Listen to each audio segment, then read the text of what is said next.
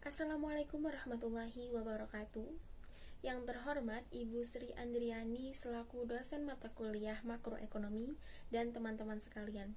Di sini kami dari kelompok 5 yang beranggotakan Dia Usi Samsi Asofi, Siti Khalimatus Sa'diyah dan Aprilia Arifatul Pramesti akan membawakan materi tentang keseimbangan ekonomi 3 sektor. Nah, selanjutnya akan dijelaskan oleh teman saya. Pengertian dari perekonomian 3 sektor adalah perekonomian yang terdiri dari rumah tangga, perusahaan, dan pemerintahan. Dalam perekonomian ini disebut juga sebagai perekonomian tertutup karena kegiatan perekonomian ini hanya berkecimpung dalam negeri sendiri tanpa adanya kerjasama perdagangan dengan pihak luar. Sistem ekonomi Islam, keseimbangan dalam pembangunan dan kesejahteraan umat Islam.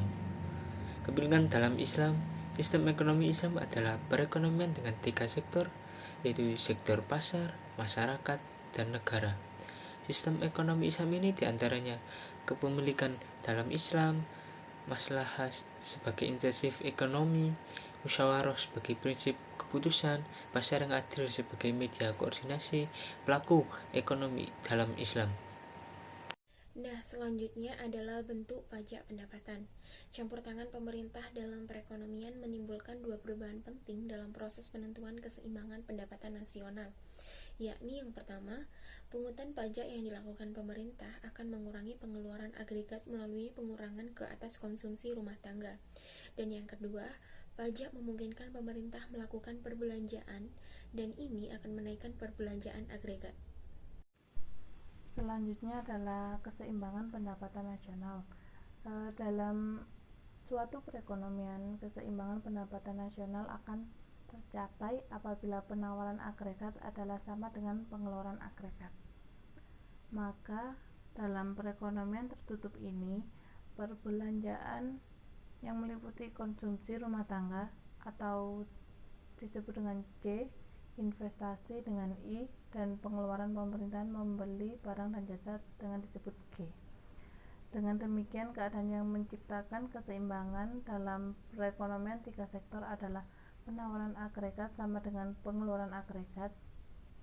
Bisa dirumuskan dengan Y sama dengan AE atau Y sama dengan C ditambah I ditambah G. Jenis pajak. Umumnya berbagai jenis pajak yang dipungut pemerintah dibedakan 2 golongan, yakni pajak langsung dan pajak tidak langsung. Dan berdasarkan pendapatan, pajak dibedakan sebagai berikut: pajak regresif, pajak proporsional, pajak progresif. Selanjutnya adalah efek pajak terhadap konsumsi dan tabungan. Dalam perekonomian yang telah mengenakan pajak, maka hubungan di antara pendapatan disposable dan pendapatan nasional dapat dinyatakan sebagai persamaan YD sama dengan Y dikurangi T, yaitu YD adalah pendapatan disposable adalah sama dengan pendapatan atau disebut dengan Y dikurangi dengan pajak atau T. Maka dapat dirumuskan, pajak yang dipungut akan mengurangi pendapatan disposable sebanyak pajak yang dipungut sebesar dalam kurung YD sama dengan Y kurangi T, dan penurunan pendapatan disposable menyebabkan pengeluaran konsumsi dan tabungan rumah tangga akan berkurang pada berbagai tingkat pendapatan. Pengeluaran pemerintah. Jumlah pengeluaran pemerintah yang akan dilakukan dalam suatu periode tentu tergantung banyak faktor.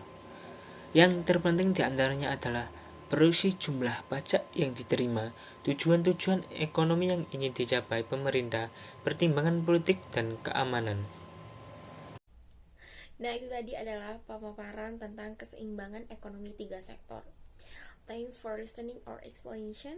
Bila ada salah kata mohon maaf. Terima kasih. Wassalamualaikum warahmatullahi wabarakatuh. Sampai jumpa.